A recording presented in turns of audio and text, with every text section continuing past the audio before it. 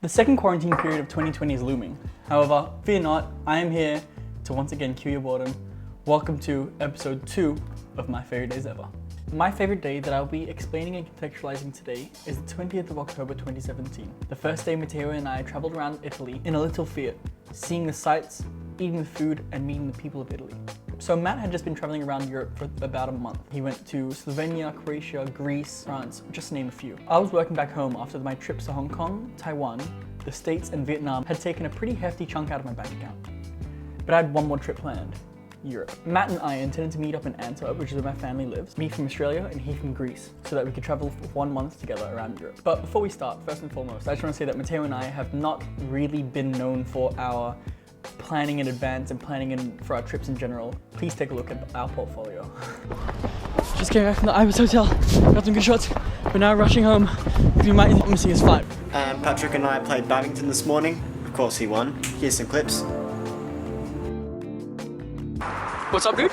Let's go to the snow. Snow? Yeah. Okay. Let me get packed. Snowboard and a sleeping bag. Yep. And some food, and we'll let's go. This is fucking really spontaneous, but we're gonna get there. And we're gonna have a bloody sick day tomorrow. Oh, we didn't really think this one through, did we? Yeah, we really did not think this through. I think we just used the road. And that's just a very small sample of what we've gone through during our travels. Our impeccable planning and advanced skills will be showcased tremendously throughout this video, so stay tuned. So this was officially our second day of travel together. I mean, third if you include meeting up in Antwerp. He came at 9:30 p.m. from the train. We picked him up, went home, went to the pub. That's it. Went home and slept.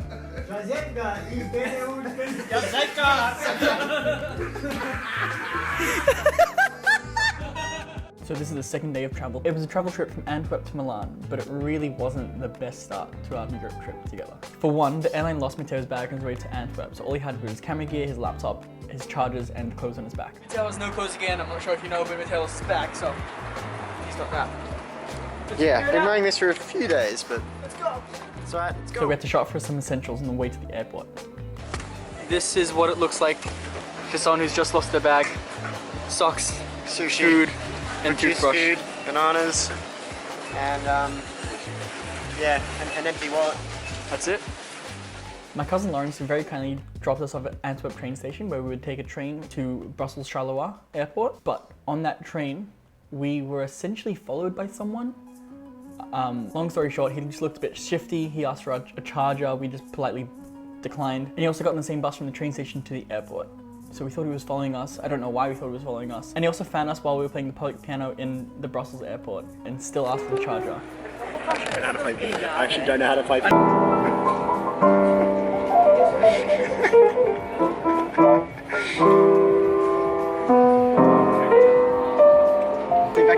Back to sea, and... That's a fucking scene. 2, 1, and... Hey man. Hey. Why, did you pick a taxi? What? Huh? Did you take a taxi? Taxi? No, we're on a bus. We were at a bus. Ah, I was in the bus, I didn't see you. Same bus. Can I see your charger? Charger? Yeah, I don't have it. How are you plugging it into the wall? Yeah, we put it in, we put it on charging. Oh, I think it's an iPhone, it's not a Samsung. Yeah, the cable we showed you. Sorry man. Okay, no sorry problem. man, Yeah. hey, I'm sorry. When you get there? Yeah. You can buy one for cheap maybe. A few minutes, yeah. Yeah, you could. Thank you. No, all good, sorry man. about that.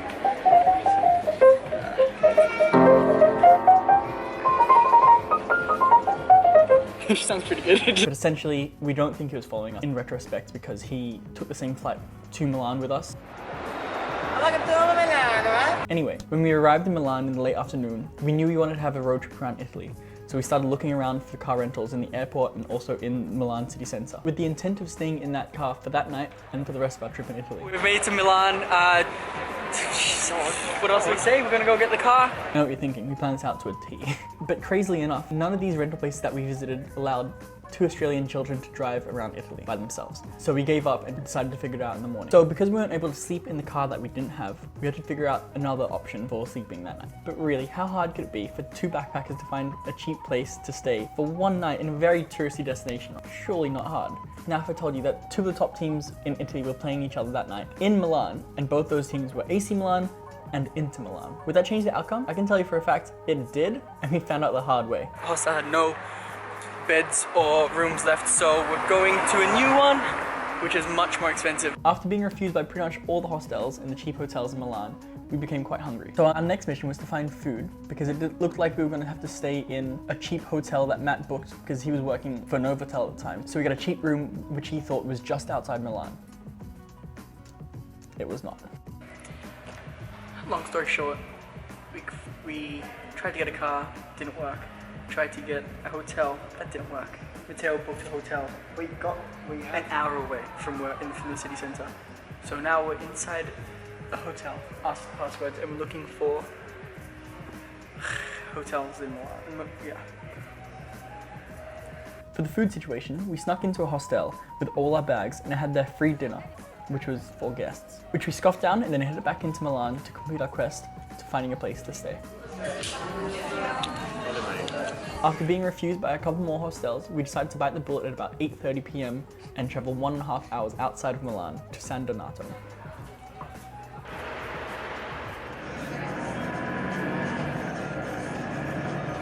Which was just eerie, to say the least.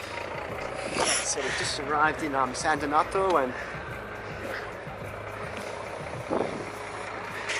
I don't know where we're going. Yeah, so we are going to the hotel that we originally booked. That was the wrong hotel that I booked, because there's nowhere to stay in Milan. We've been traveling for an hour and a half. An hour and a half. Just out of Milan. But the good thing is, we have a room, we have free breakfast, and we have free Wi-Fi. We've got to walk 550 meters. Where are we? And then finally to our hotel, which was in the middle of nowhere, right next to a freaking 4-lane highway. We were literally inside a cloud and we couldn't find it. We were walking around for like 10-15 minutes in the cold. Car's going. €95 a night. What did we get it for? 55. That's right. Yeah. But we finally found it. That night we de-stressed after our big stressful travel day. Then shortly after we re-stressed about having to figure out the car rental ordeal. We looked up pretty much every policy of every car rental place in Greater Milan, which is a big freaking place. But they all differed very slightly. Some had problems about what credit card we would use, what license we would use, how old we were. But they were a bit confusing, their wording, so we didn't really understand the criteria for any of them. We even looked up alternatives of how we would travel around Italy for a week. Anyway, we fell asleep after a very long day of just travel, and we woke up on one of my favorite days ever. We woke up at 5:30 a.m. to trek back to one of the 3 international airports of Milan. I forgot the airport name, but we made it, and that's the main thing. So now we're on the second bus to get into Milan, to get into the car dealership, the car rental, so we can get a new car rental. And drive to Sestriere. Let's go. At this airport, there was a Europcar that we thought that we would meet the criteria. But again, we weren't really sure. We'd pretty much planned our Italy week around the premise that we'd have a car. We wanted to sleep inside this car to save money. We wanted to travel the Italian Alps. We wanted to go to Cinque Terre, Florence, Pisa, but that would be very tough to do all of those if we didn't have a car. So we entered Europcar and hoped for the best.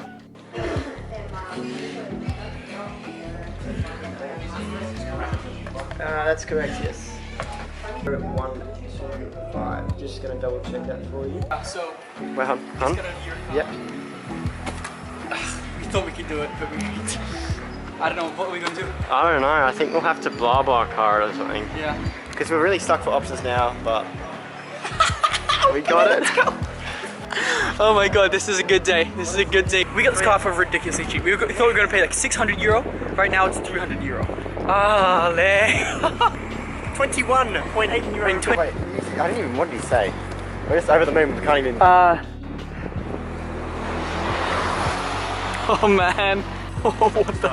What on earth? Wow. Okay, Eco, where's the Eco button? Okay, we've just saved the world. Once we got the car, we kind of just started driving with the very, very, very general plan of what we wanted to do. We wanted to go up north towards Sestriere. I also had one of my favorite transitions I've ever done in any of my vlogs, so if you forgot about that. Next up, Sestriere.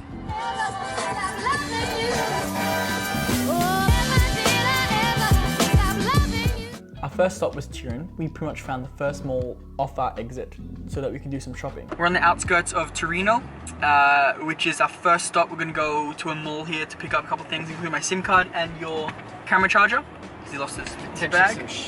Clothing. Yeah, because he lost his bag. Oh, it's cold. It's fresh. Oh, it's freaking feeling. Matt's wearing shorts, so we got to get him some trousers. Our shopping consisted of getting a European SIM card for me, a bit more essential shopping for Matteo, and also getting a present from Matteo's family, who was so nicely letting us stay in their place at Savona. Anyway, we decided to rush to Sestieri, which is north of Turin and in the Italian Alps, which is where some of Matteo's family came from. So he wanted to visit and he wanted to show me around as well. It was nearly 2 hours away, so we went right on our way. We've run into a bit of fog. What?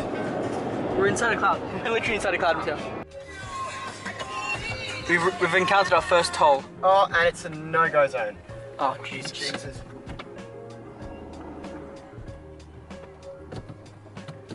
Just push it. He's like, what are you stupid Australian doing? I have €1. Hello, that's it. If you don't know Matteo or I personally, then you probably don't know that we're quite careful with our money. We're frugal. So this Europe trip was done quite cheaply. Because we were a bit of a cheats, we didn't have much money, so we went the non-toll roads. We didn't eat at restaurants much, didn't spend our money on attractions. We just tried to save our money wherever we could. For example, the free dinner that we had in Milan the previous night. Came here in 2015 when we came last time. And wanted to go up to the top of the building because it's the tallest building in Hong Kong. We wanted to get the best view of Hong Kong, but you have to pay to get up. So we decided to make our own way around. Would you rather pay $36 Australian to go up to Scale 100 Observatory or do this? I think we'll just come up for free and check it out. Done. Exactly. We have just reached Pompeii. We don't want to pay €30 an hour to go park in a parking spot, so we're just gonna check how much it is. It might be pretty cheap. We didn't pay any money, so we're just in the outskirts, just chilling. We're seeing it from the outside. Quite a bit, actually. It's pretty cool. Don't get me wrong, this is a lovely place. The prices are just absurd. Meal prices are ridiculous here. Like we went to get a pretzel, $4 Australian. We went to get a sausage sandwich, $11.50. To try to combat the expensive prices in Switzerland, we've resorted. Well, actually, we've resorted to this in all of Europe, but that's alright. Got a pretzel, got a croissant for breakfast. In retrospect, and from our travels since then, we've both realized that it's better to spend a bit of money to enjoy a bit more. Anyway, in our frugalness, we had a complimentary breakfast that came with our room the previous night. In true Patrick and Matteo style, we took some of the bread, butter, cold cuts, and spreads so that we could have lunch for free that day. We got some lunch in a hotel with a complimentary breakfast, and we decided to get some lunch for it. We got some spreads, got some salami as well, some baguettes, cheese and salami. She wants to be enough? Yeah.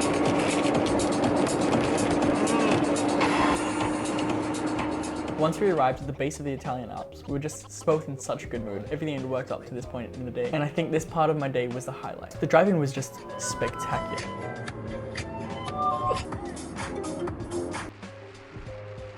Wow. The drive was extra special because I'd come to the realization while we were on the windy roads of the Italian Alps that I'd not really been to a mountainous area in my life. So it was just incredible to see all these huge mountains that we were driving in and out of, through the valleys. It was incredible.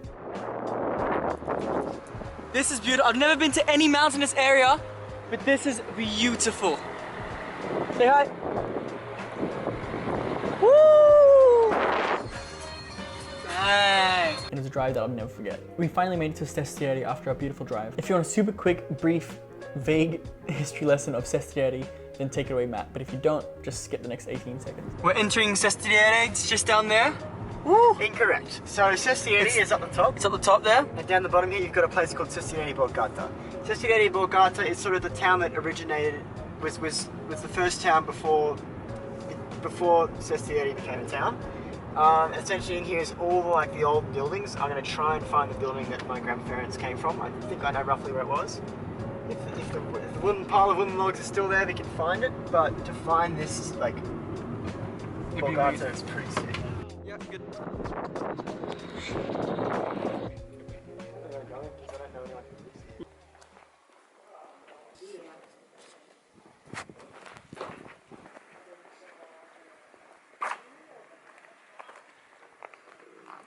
I don't know which house it is, but this is where my family grew up. It's so cool. It is incredible here. Logo down the bottom there. Yeah. I'm going to stop the footage right here because I want to explain the second reason to why this was my favorite part of my day. The significance it had for Matteo. Yeah, it was really special to go back As he just said, his grandparents and great-grandparents lived in Sestriere Borgata. Do you remember the first time you went to Sestriere Borgata? Yeah, that was about 7 years ago. Dad and I went on a big trip. We hadn't been on a big trip in a long time, and we saw the town.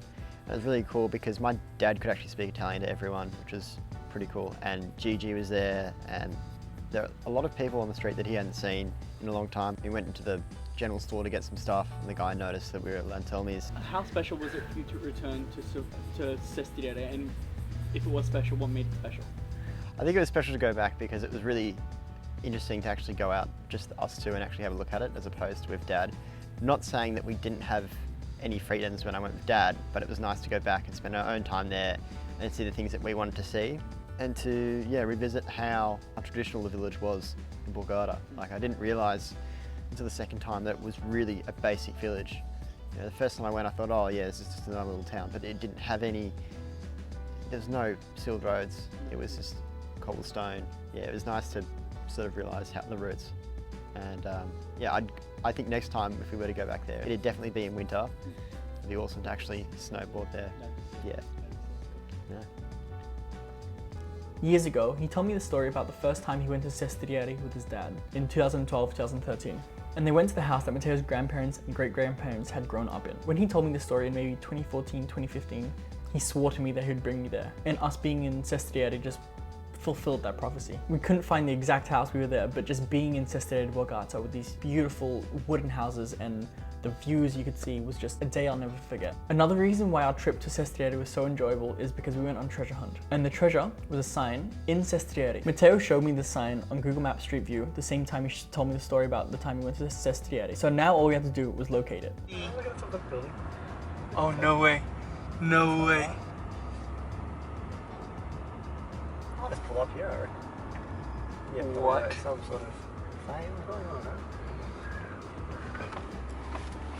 What, another one there? Oh no, it's just private parking. Oh. Oh wait, so we're standing outside the Lantelmi. What is it? Is it a store? Is it a... I can translate it as agency to mobile. Yeah, I can see that too. But yeah, so this is your town. I love it. I love it. I love it. Look at that. Probably gonna spend about an hour here. This is a beautiful town. The most beautiful town I've ever been in. Torino, in this side of Sestriere. Matteo spoke to the owner, or what we thought was the owner of the Lantelmi store, which is a real estate company, and that was just a lovely encounter.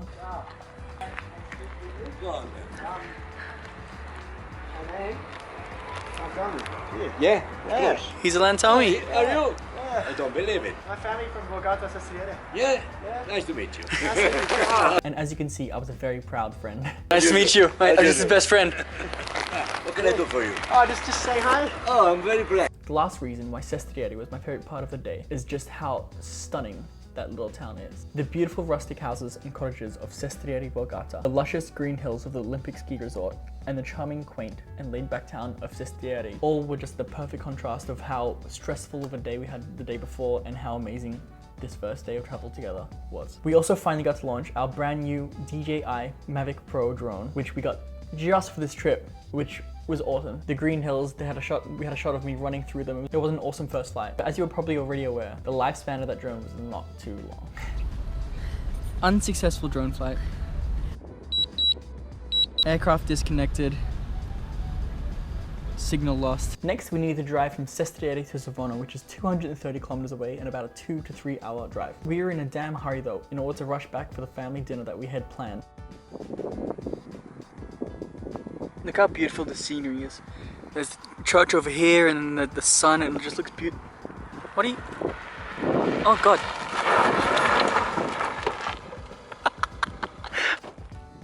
It's a beautiful scenery. I'm not sure if you can see. There's a church on the hill. It's quite foggy out, but there's, if you can hear, look, listen. Cowbell. That's pretty much the holiday. How sick is it? That's just fine. Like 20 minutes on that, like. Yeah. Oh, you shit! You did it on purpose!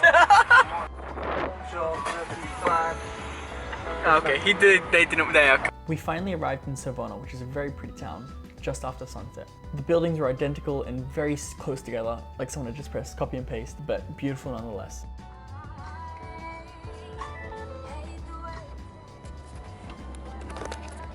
We have made it to Savona, which is where Matteo's family lives. This is a beautiful city, town. City? Town. I don't know, I think it says a no through or a one way that I'm. You would think so. All cars are this way. We finished the night with a much needed and deserved dinner, where we all had pizza and wine, and we told them about our minimal travel so far. It was an overall perfect start to our Italian road trip. What was the highlight of your day? Didn't we go out for dinner that night with the guys? That was the first time we saw them. Yeah, I think I really enjoyed, and it was also coming into Savona. I really enjoyed coming down into Savona because we were a bit of a cheats. We didn't have much money, so we went the non-toll roads, and it was really cool to actually come in through the back end of it. I really enjoyed that, seeing them for the first time, and then having a pizza. It was good. It was a good way to end the day. It was a long day, and after all that driving, it really made it to woke up at stuff up. 5 a.m. Trekked into Milan. Buses to get that car. Didn't even know if we were going to get the car or not. It was stressful. No, but it was good to actually see everyone again. I really appreciate you making it to the end of this video. I'm sorry that both of these episodes have been very long, but I like making long videos because I can add so much in, so much analyzation, so much contextualizing. I love it. So let me know if you like it as well, because I would love to keep making these videos. Seeing as I'm not able to travel, I would love to travel, but I can't. So I love reminiscing about my previous travels. So yeah. I know I sound like an actual YouTuber now, but if you have a day that you want me to go over again, reminisce about, contextualize, please let me know down in the comment section. Love to know. That's so cringy, I don't like that.